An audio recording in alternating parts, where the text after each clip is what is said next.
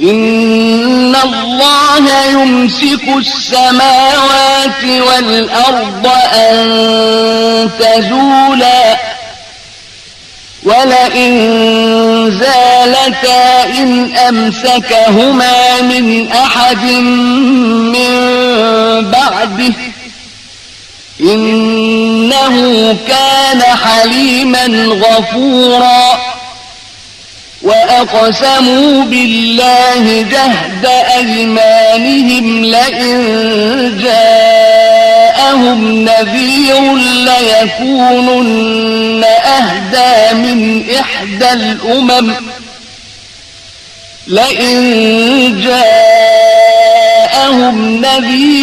ليكونن أهدى من إحدى الأمم فلما جاءهم نذير ما زادهم إلا نفورا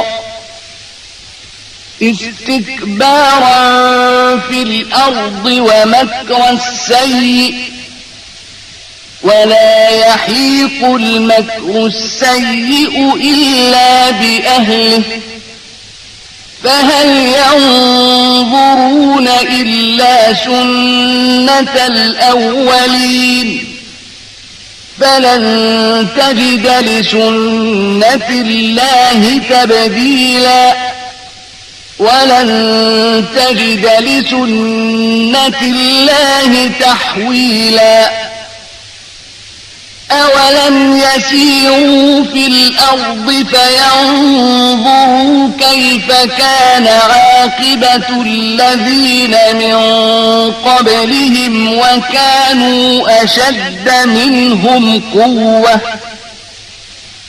وما كان الله ليعجزه من شيء في السماوات ولا في الأرض إنه كان عليما قديرا ولو يؤاخذ الله الناس بما كسبوا ما ترك على ظهرها من دابة ولكن يؤخرهم إلى أجل مسمى فإذا جاء أجلهم فإن الله كان بعباده بصيرا நிச்சயமாக வானங்களும் பூமியும் அவை இரண்டும் விலகி விடாதவாறு திண்ணமாக அல்லாஹ்வே தடுத்துக் கொண்டிருக்கின்றான். அவை இரண்டும் விலகுமாயின் அதற்கு பிறகு வேறு எவரும் அவ் இரண்டையும் தடுத்து நிறுத்த முடியாது. நிச்சயமாக அவன் பொறுமையுடையவன், மிக மன்னிப்பவன். அவர்களிடம் அச்சமூட்டி எச்சரிப்பவர் எவரும் வருவாராயின் நிச்சயமாக தாங்கள் மற்றெந்த ஒரு சமுதாயத்தையும் விட மிக நேரான பாதையில் சென்று விடுவதாக அவர்கள் அல்லாஹுவின் மீது பலமாக பிரமாணங்களை கொண்டு சத்தியம் செய்தார்கள். ஆயினும் அவர்களிடம் அச்சமூட்டி எச்சரிப்பவர் வந்தபோது அது அவர்களுக்கு வெறுப்பை தவிர வேறெதையும் அதிகப்படுத்தவில்லை. அன்றியும் அவர்கள் பெருமை அளித்தவர்களாக பூமியில் தீமைகளை செய்யவும் சூழ்ச்சி செய்தார்கள். ஆனால் தீமைகள் செய்வதற்கான சூழ்ச்சி அச்சூழ்ச்சி செய்தவர்களை தவிர வேறெவரையும் சூழ்ந்து கொள்ளாது. இவர்களுக்கு முன் சென்றோர் இறைவனுக்கு மாறு செய்து தண்டனை பெற்ற வழியைத்தான் இவர்களும் எதிர்பார்க்கின்றனரா? அப்படியாயின் அவ்வழியில், அதாவது பாவம் செய்தோர் தண்டனை பெறுதலில் யாதொரு மாற்றத்தையும் நீர் காண மாட்டீர்.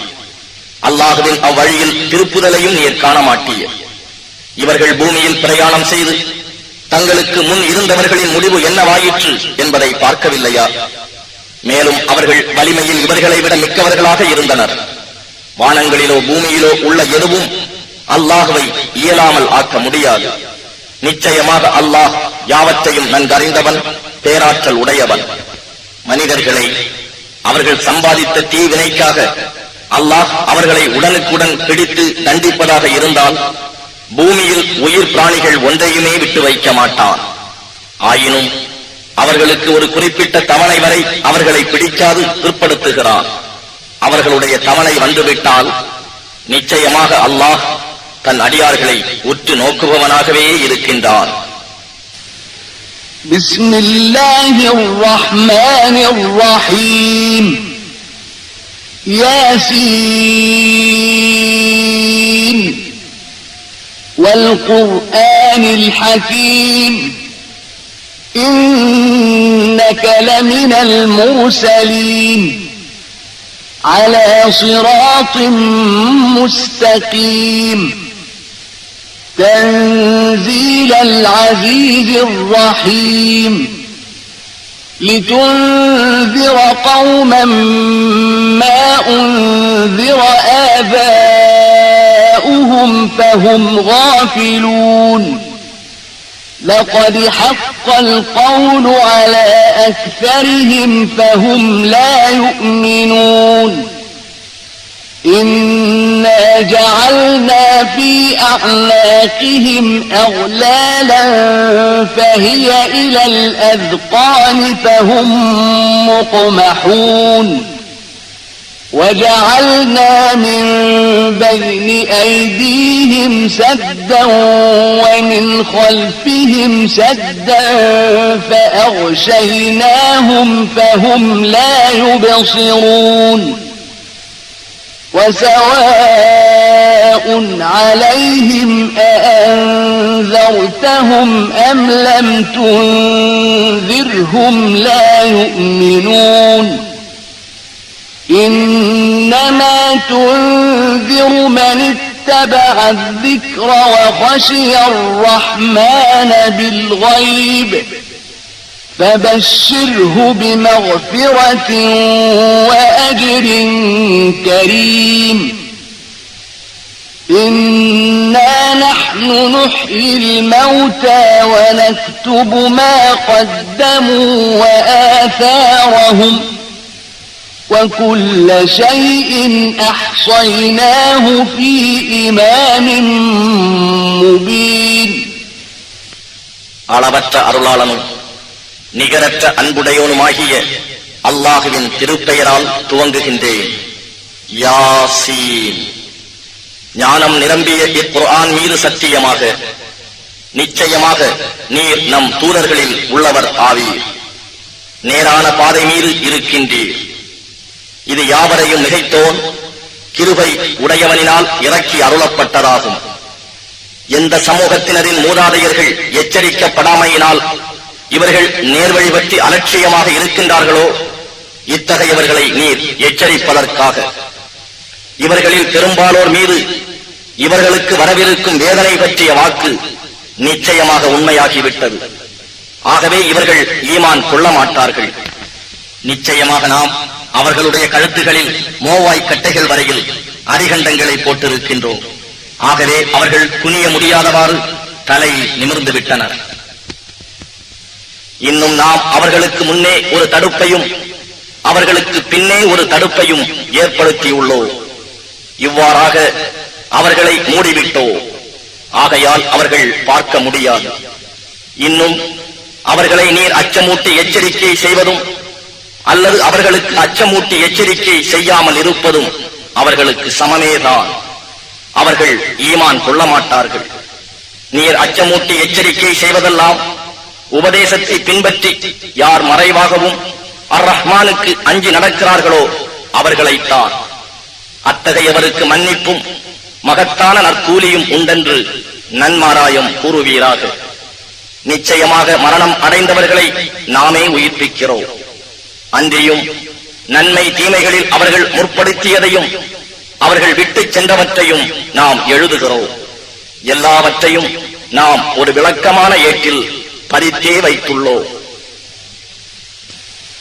واضرب لهم مثلا أصحاب القرية إذ جاءها المرسلون إذ أرسلنا إليهم 2 فكذبوهما فعززنا بثالث فقالوا إنا إليكم مرسلون قالوا ما أنتم إلا بشر مثلنا وما أنزل الرحمن من شيء إن أنتم إلا تكذبون قالوا ربنا يعلم إنا إليكم لمرسلون وما علينا إلا البلاغ المبين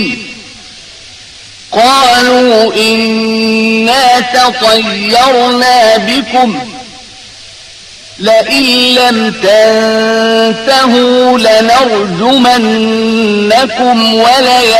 وليمسنكم منا عذاب أليم قالوا طائركم معكم أئن ذكرتم بل أنتم قوم مسرفون நபியே, நம் தூதர்கள் ஓர் ஊர்வாசிகளிடம் வந்தபோது நிகழ்ந்ததை அவர்களுக்கு உதாரணமாக சொல்வீராக.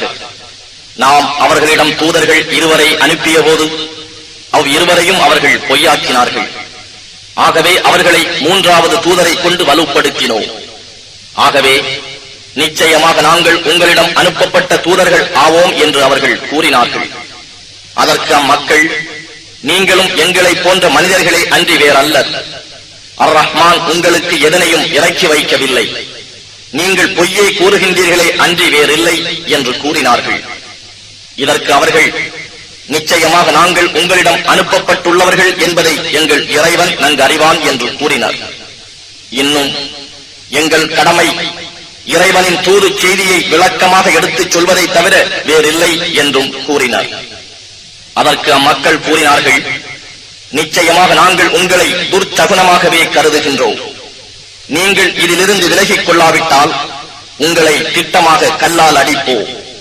மேலும் என்னிடம் இருந்து உங்களை நோவினை செய்யும் வேதனையும் பிடித்துக் கொள்ளும்.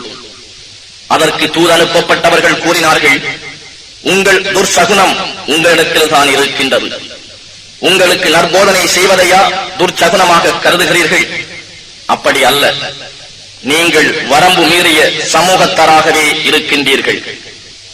وجاء من أقصى المدينة رجل يسعى قال يا قوم اتبعوا المرسلين اتبعوا من لا يسألكم أجرا وهم مهتدون وما لي لا أعبد الذي فطرني وإليه ترجعون أأتخذ من دونه آلهة إن يردني الرحمن بضر لا تغن عني شفاعتهم شيئا ولا ينقذون إني إذا لفي ضلال مبين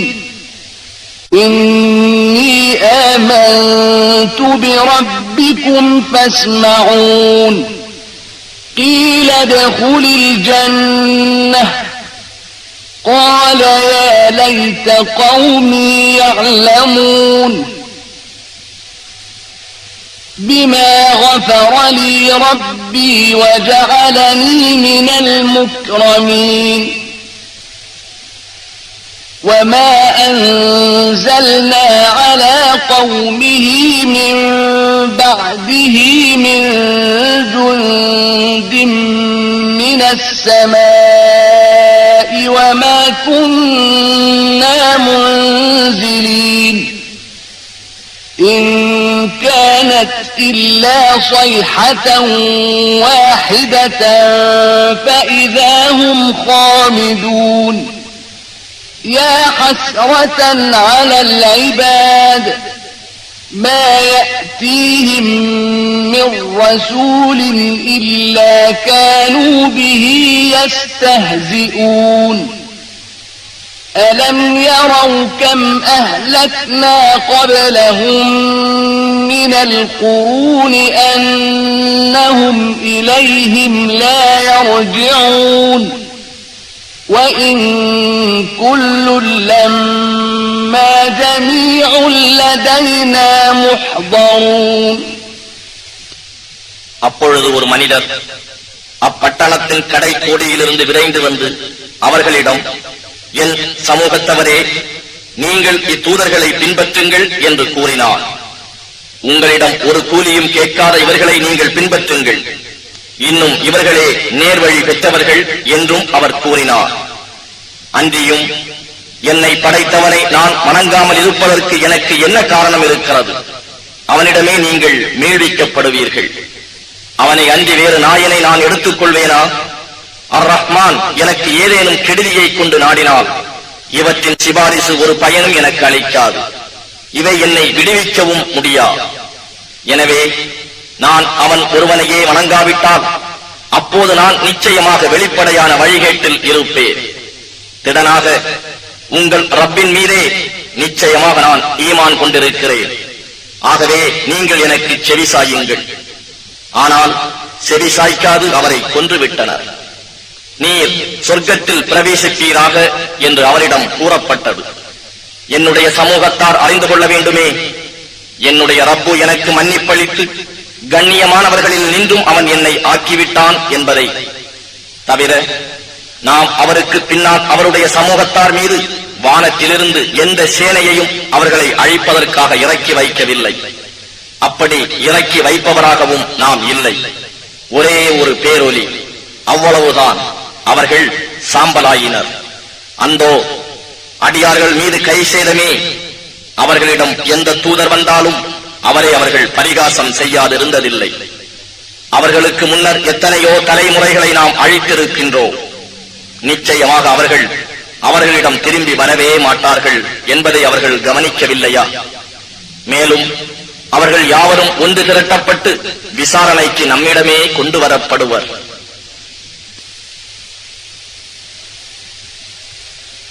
وآية لهم الأرض الميتة أحييناها وأخرجنا منها حبا فمنه يأكلون وجعلنا فيها جنات من نخيل وأعناب وفجرنا فيها من العيون ليأكلوا من ثمره وما عملته أيديهم أفلا يشكرون سبحان الذي خلق الأزواج كلها مما تنبت الأرض ومن أنفسهم ومما لا يعلمون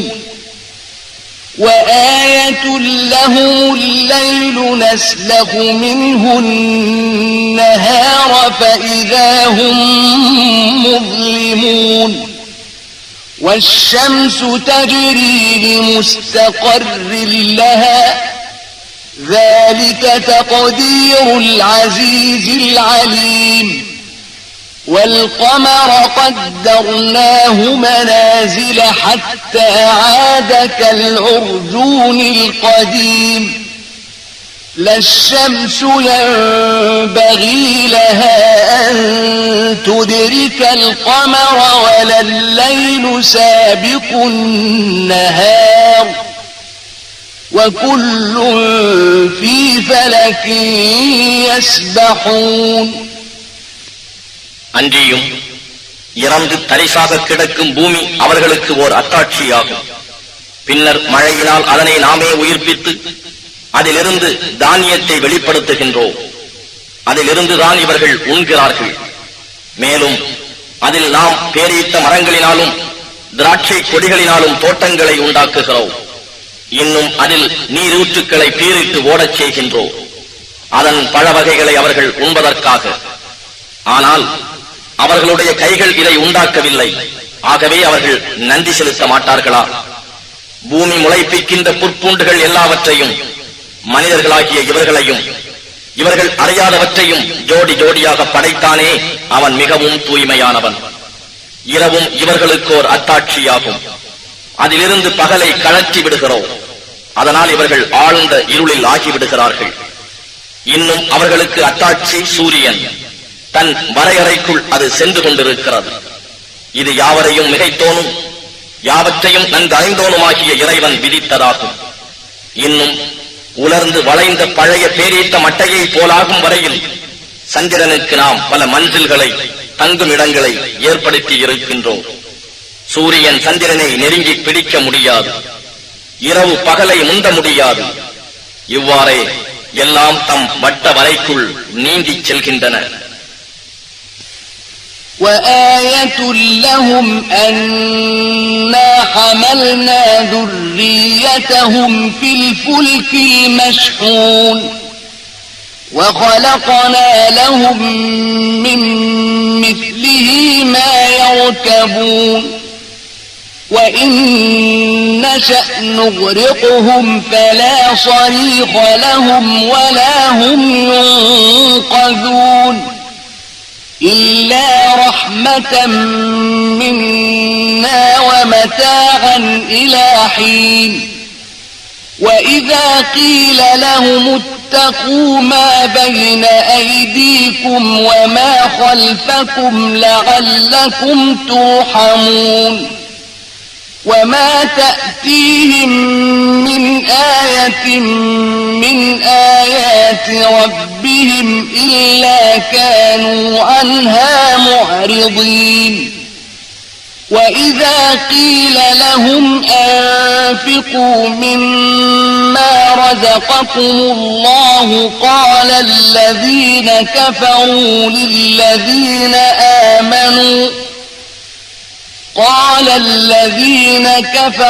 للذين آمنوا أنطعم من لو يشاء الله أطعمه إن أنتم إلا في ضلال مبين ويقولون متى هذا الوعد إن كنتم صادقين ما ينظرون إلا صيحة واحدة تأخذهم وهم يخصمون فلا يستطيعون توصية ولا إلى أهلهم يرجعون இன்னும் அவர்களுக்கு ஓர் அத்தாட்சி, நாம் நிச்சயமாக அவர்களுடைய சந்ததிகளை நிரப்பப்பட்ட கப்பலில் ஏற்றிச் செல்வதில் உள்ளது.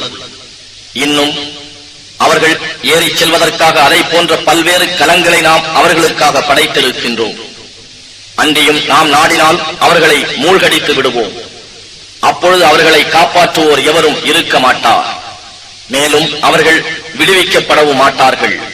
நம்முடைய கருணையினால் சிறிது காலம் அவர்கள் சுகிப்பதற்காக விட்டு வைக்கப்பட்டால் அன்றி. இன்னும் நீங்கள் கிருபை செய்ய பெறும் பொருட்டு உங்களுக்கு முன் இருப்பதையும் உங்களுக்கு பின் இருப்பதையும் அஞ்சி நடந்து கொள்ளுங்கள் என்று அவர்களுக்கு கூறப்பட்டாலும் சிந்தித்து பார்க்காமல் திரும்பி அவர்களுடைய ரப்பின் அத்தாட்சிகளில் எந்த ஓர் அத்தாட்சி அவர்களிடம் வந்தாலும் அதனை அவர்கள் புறக்கணிக்காமல் இருப்பதில்லை.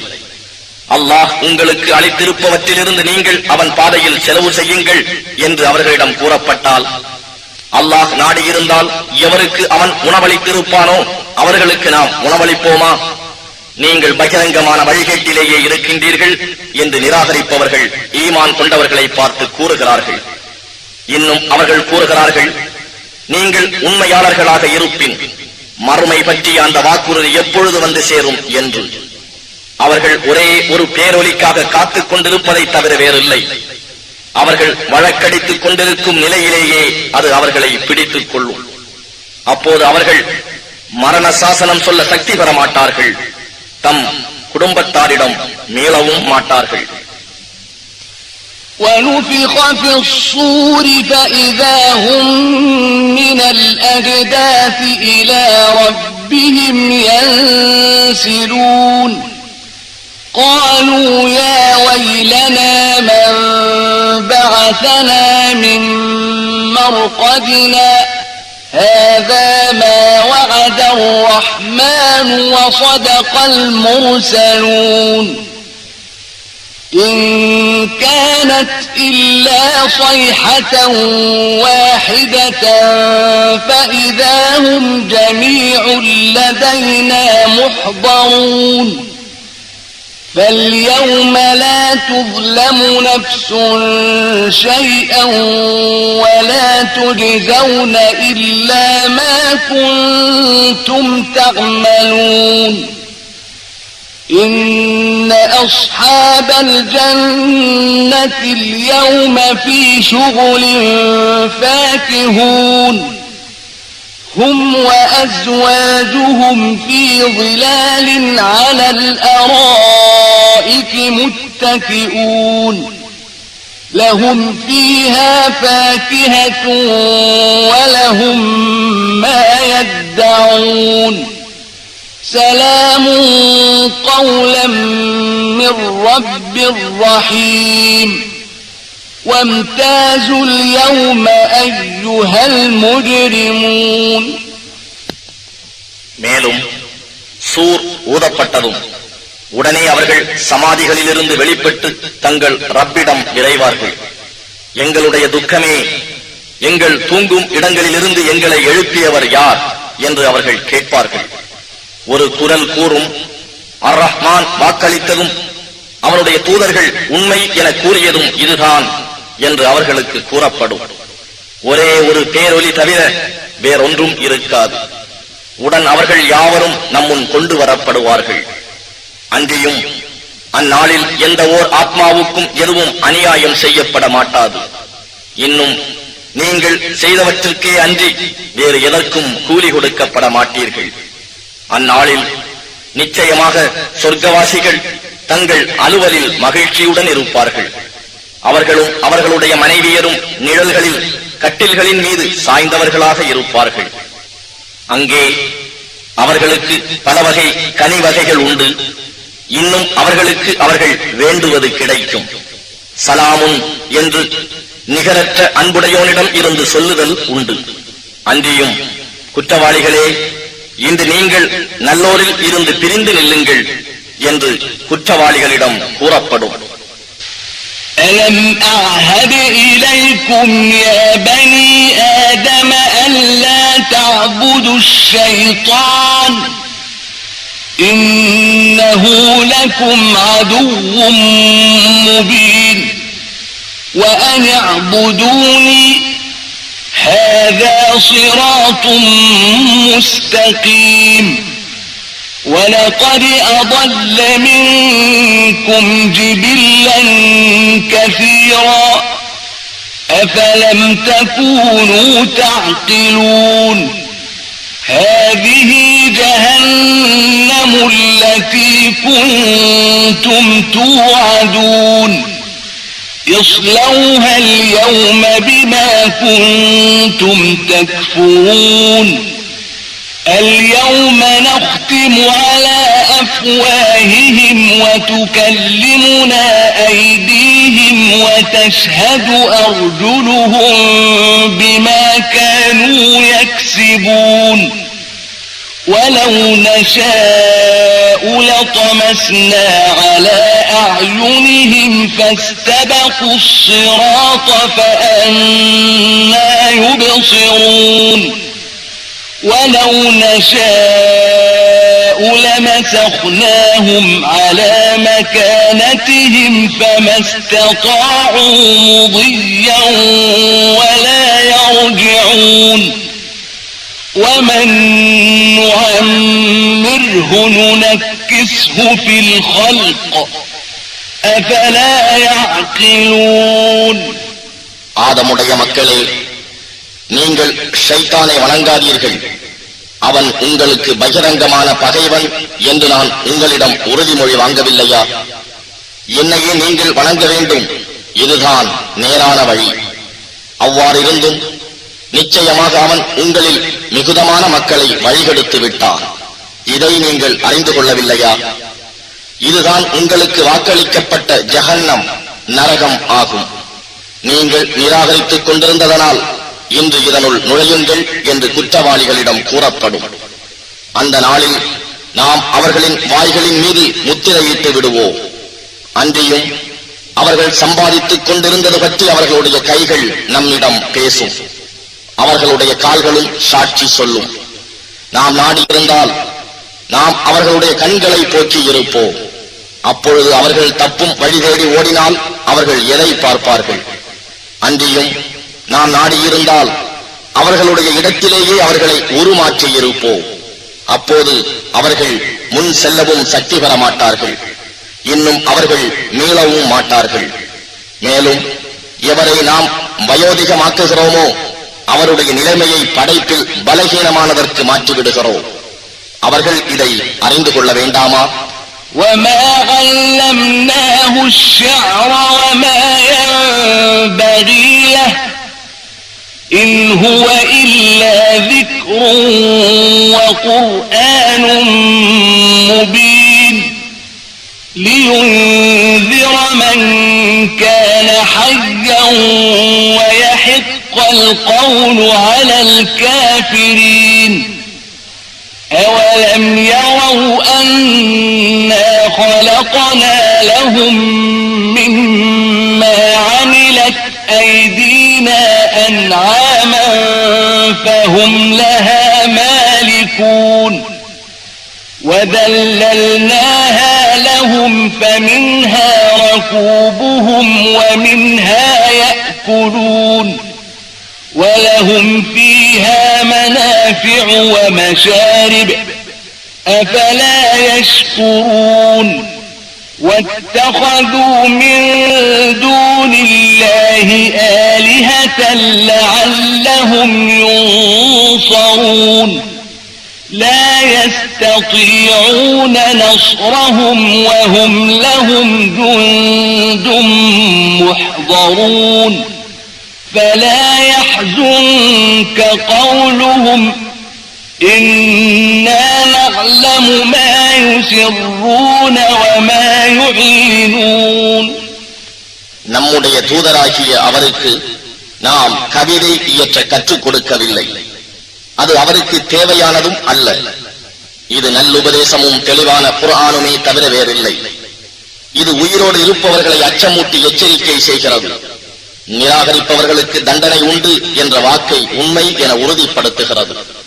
நிச்சயமாக நாம் அவர்களுக்காக நம்முடைய கைகள் செய்தவற்றிலிருந்து கால்நடைகளை படைத்திருக்கின்றோம் என்பதை அவர்கள் பார்க்கவில்லையா? அவற்றின் மீது அவர்கள் உரிமை பாராட்டுகிறார்கள்.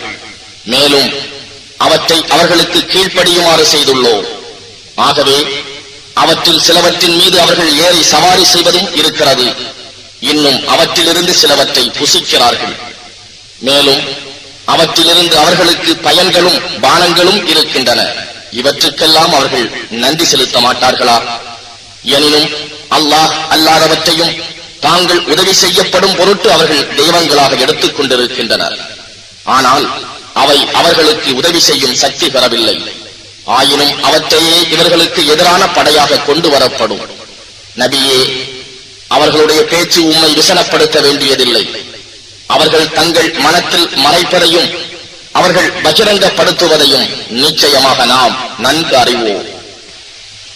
أَوَلَمْ يَرَ الْإِنسَانُ أَنَّا خَلَقْنَاهُ مِن نُّطْفَةٍ فَإِذَا هُوَ خَصِيمٌ مُّبِينٌ وَضَرَبَ لَنَا مَثَلًا وَنَسِيَ خَلْقَهُ قَالَ مَن يُحْيِي الْعِظَامَ وَهِيَ رَمِيمٌ قُلْ يُحْيِيهَا الَّذِي أَنشَأَهَا أَوَّلَ مَرَّةٍ وَهُوَ بِكُلِّ خَلْقٍ عَلِيمٌ الَّذِي جَعَلَ لَكُم مِّنَ الشَّجَرِ الْأَخْضَرِ نَارًا فَإِذَا أَنتُم مِّنْهُ تُوقِدُونَ أَوَلَيْسَ الذي خلق السماوات والأرض بقادر على أن يخلق مثلهم بلى وهو الخلاق العليم إنما أمره إذا أراد شيئا أن يقول له كن فيكون فسبحان الذي بيده ملكوت كل شيء وإليه ترجعون. மனிதனை ஒரு துளி இந்திரியத்திலிருந்து நாமே நிச்சயமாக படைத்தோம் என்பதை அவன் பார்க்கவில்லையா? அவ்வாறிருந்தும் அவன் நமக்கு வெளிப்படையான தர்க்கவாதியாகி விடுகிறான்.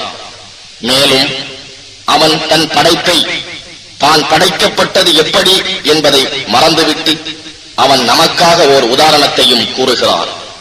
எலும்புகள் அவை மக்கி போய்விட்ட பின் அவற்றை உயிர்ப்பிப்பது யார் என்று. முதன் முறையில் அவற்றை உண்டு பண்ணியவனே பின்னும் அவற்றுக்கு உயிர் கொடுப்பான். அவன் எல்லா வகை படைப்புகளையும் நன்கறிந்தவன் என்று நபியே நீர் கூறுவீராக. பசுமையான மரத்திலிருந்து உங்களுக்காக நெருப்பை உண்டாக்குபவனும் அவனே. அதிலிருந்தே நீங்கள் தீ மூட்டுகிறீர்கள். வானங்களையும் பூமியையும் படைத்தவன் அவர்களைப் போன்றவர்களை படைக்க சக்தியற்றவனா? ஆம், சக்தி உள்ளவனே. மெய்யாகவே அவனே பல வகைகளையும் படைப்பவன், யாவற்றையும் நன்கறிந்தவன். எப்பொருளையேனும் அவன் படைக்க நாடினால் அதற்கு அவன் கட்டளை இடுவதெல்லாம் குன் ஆகிவிடுக என்று கூறுவதுதான். உடனே அது ஆகிவிடுகிறது. ஆகவே எல்லா பொருட்களின் ஆட்சியும் எவன் கையில் இருக்கிறதோ அவனே மிக தூய்மையானவன். அவனிடமே நீங்கள் மீள்விக்கப்படுவீர்கள். பிஸ்மில்லாஹிர் ரஹ்மானிர் ரஹீம். والصافات صفا فالزاجرات زجرا فالتاليات ذكرا إن إلهكم لواحد رب السماوات والأرض وما بينهما ورب المشارق إنا زينا السماء الدنيا بزينة الكواكب وحفظا من كل شيطان مارد لا يسمعون إلى الملأ الأعلى ويقذفون من كل جانب دحورا ولهم عذاب واصب إلا من خطف الخطفة فأتبعه شهاب ثاقب. அளவற்ற அருளாளனும் நிகரற்ற அன்புடையவனுமாகிய அல்லாஹுவின் திருப்பெயரால் துவங்குகின்றேன்.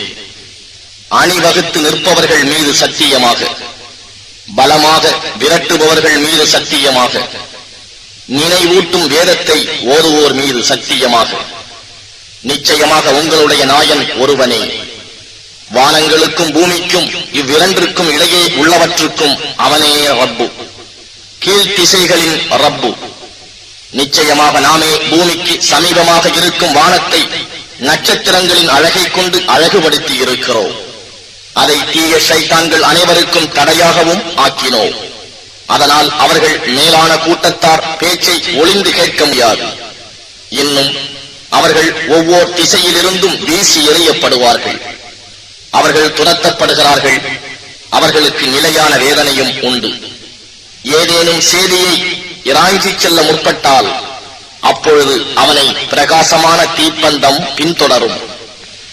فاستفتهم أهم أشد خلقا أم من خلقنا إنا خلقناهم من طين لازب بل عجبت ويسخرون وإذا ذكروا لا يذكرون وإذا رأوا آية يستسخرون وقالوا إن هذا إلا سحر مبين أإذا متنا وكنا ترابا وعظاما أإنا لمبعوثون أَوَآبَاؤُنَا الْأَوَّلُونَ قُلْ نَعَمْ وَأَنْتُمْ دَاخِرُونَ فَإِنَّمَا هِيَ زَجْرَةٌ وَاحِدَةٌ فَإِذَا هُمْ يَنظُرُونَ وَقَالُوا يَا وَيْلَنَا هَذَا يَوْمُ الدِّينِ هَذَا يَوْمُ الْفَصْلِ الَّذِي كُنْتُمْ بِهِ تُكَذِّبُونَ ஆகவே படைப்பால் அவர்கள் வலியவர்களா அல்லது நாம் படைத்திருக்கும் வானம் பூமி போன்றவையா என்று நிராகரிப்போரிடம் நபியே நீர் கேட்பீராக. நிச்சயமாக நாம் அவர்களை பிசுபிசுப்பான களிமண்ணால் தான் படைத்திருக்கின்றோம். நபியே, அல்லாஹுவின் வல்லமையை கண்டு நீர் ஆச்சரியப்படுகிறீர். ஆனால் அவர்கள் பரிகாசம் செய்கின்றனர். அன்றியும் அவர்களுக்கு நற்போதனைகள் செய்து நினைவூட்டப்பட்டாலும் அதனை அவர்கள் நினைவில் இருத்திக் கொள்வதில்லை. அவர்கள் ஏதேனும் ஓர் அத்தாட்சியை கண்டாலும் அதை மெத்த பரிகாசம் செய்கின்றனர். இது பகிரங்கமான சூன்யமே அன்றி வேறில்லை என்றும் அவர்கள் கூறுகின்றனர். நாங்கள் இறந்து மண்ணாகவும் எலும்புகளாகவும் ஆகிவிட்டாலும் மெய்யாகவே நாங்கள் மீண்டும் உயிர்ப்பித்து எழுப்பப்படுபவர்களா என்றும் கேட்கின்றனர். அவ்வாறே முந்தைய நம் தந்தையர்களுமா எழுப்பப்படுவார்கள் என்றும் கேட்கின்றனர். ஆம், உங்கள் செயல்களின் காரணமாக நீங்கள் சிறுமை அடைந்தவர்களாகவும் எழுப்பப்படுவீர்கள் என்று நபியே நீர் கூறும். ஒரே சப்தம்தான். உடனே அவர்கள் திடுக்கிட்டு எழுந்து பார்ப்பார்கள். அவ்வேளை எங்களுடைய கேடே, இது கூலி கொடுக்கும் நாளாயிற்றே என்று அவர்கள் கூறுவர். நீங்கள் பொய்ப்பிக்க முற்பட்டுக் கொண்டிருந்தீர்களே, அந்த தீர்ப்பு நாள் இதுதான் என்று அவர்களுக்கு கூறப்படும். احشروا الذين ظلموا وأزواجهم وما كانوا يعبدون احشروا الذين ظلموا وأزواجهم وما كانوا يعبدون من دون الله فاهدوهم إلى صراط الجحيم وقفوهم إنهم مسؤولون ما لكم لا تناصرون بل هم اليوم مستسلمون وأقبل بعضهم على بعض يتساءلون قالوا إنكم كنتم تأتوننا عن اليمين قالوا بل لم تكونوا مؤمنين وما كان لنا عليكم من سلطان بل كنتم قوما طاغين فحق علينا قول ربنا إنا لذائقون فأغويناكم إنا كنا غاوين فإنهم يومئذ في العذاب مشتركون إنا كذلك نفعل بالمجرمين அநியாயம் செய்தார்களே, அவர்களையும் அவர்களுடைய துணைகளையும் அவர்கள் வணங்கிக் கொண்டிருந்தவற்றையும் ஒன்று சேருங்கள். அல்லாஹ்வை அன்றி அவர்கள் வழிபட்டவை அவை, பின்னர் அவர்களை நரகத்தின் பாதைக்கு கொண்டு செல்லுங்கள். இன்னும் அவர்களை அங்கே நிறுத்தி வையுங்கள். அவர்கள் நிச்சயமாக கேள்வி கணக்கு கேட்கப்பட வேண்டியவர்கள் என்று மலக்குகளுக்கு கூறப்படும். உங்களுக்கு என்ன நேர்ந்தது? நீங்கள் ஏன் ஒருவருக்கொருவர் உலகில் செய்தது போன்று உதவி செய்து கொள்ளவில்லை என்று கேட்கப்படும். ஆனால் அவர்கள் அந்நாளில் எதுவும் செய்ய இயலாது தலைகுனிந்து கீழ்ப்படிந்தவர்களாக இருப்பார்கள். அவர்களில் சிலர் சிலரை முன்னோக்கி ஒருவரை ஒருவர் கேள்வி கேட்டு தர்க்கித்துக் கொண்டும் இருப்பார்கள். தம் தலைவர்களை நோக்கி, நிச்சயமாக நீங்கள் வலப்புறத்திலிருந்து சக்தியுடன் எங்களிடம் வருகிறவர்களாக இருந்தீர்கள் என்று கூறுவார்கள். அப்படி அல்ல, நீங்கள் தாம் மூமீன்களாக நம்பிக்கை கொண்டோராய் இருக்கவில்லை என்று தலைவர்கள் கூறுவார்கள். அன்றியும் உங்கள் மீது எங்களுக்கு எவ்வித அதிகாரமும் இருக்கவில்லை. எனினும் நீங்கள் தாம் வரம்பு கடந்து பாவம் செய்யும் கூட்டத்தாராக இருந்தீர்கள். ஆகையால் எங்கள் ரப்புடைய வாக்கு எங்கள் மீது உண்மையாகிவிட்டது. நிச்சயமாக நாம் யாவரும் வேதனையை சுவைப்பவர்கள்தாம். ஆம், நாங்கள் உங்களை வழிகெடுத்தோம், நிச்சயமாக நாங்களே வழிகெட்டுத்தான் இருந்தோம். ஆகவே அந்நாளில் நிச்சயமாக அவர்கள் வேதனையில் கூட்டானவர்களாகவே இருப்பார்கள். குற்றவாளிகளை இவ்வாறுதான் நாம் நிச்சயமாக நடத்துவோம்.